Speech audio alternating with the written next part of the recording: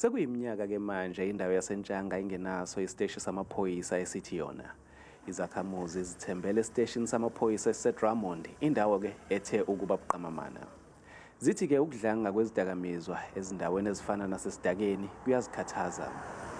Ubugebengu engibona bukhona yilobu balabafana abantshontshayo emzini yabantu. Kodwa nje lo nje ukuthi kuthiwe kusekufa umuntu into esingasayazi leyo eTin Town la ngihlala khona. Namuhla izakhamuzi zithole nethuba lokuzwakalisa ilakalazo kuhulumeni.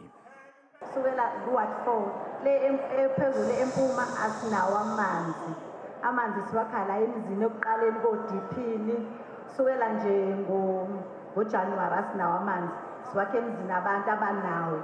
Uhulumeni wona ke uthi ngabakhwekazi ke ubudlelwane phakathi kwamaphoyisa kanye nomphakathi waseNtshanga. Unfortunately, the relationship between the police and the communities is not good.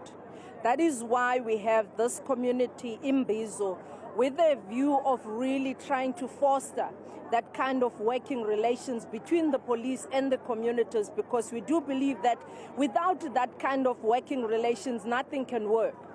Ngesikhathi ke lo mphakathi usalinde isiteshi samaphoyisa esisha, uzothembela kulesi singumahamba nendlwana. Kanti ke uhulumeni uphinde wanikela ngezimoto ezizosetshenziswa izinhlaka zomphakathi ezilwisana nobugebengu. Lo ngomunye ke wemizamo yokunqanda ubelelesi kule ndawo. Ezindabeni zethu ku Channel 1630 lethelwa iNewsroom Africa, nginguNtando Mnyandu eNtshanga.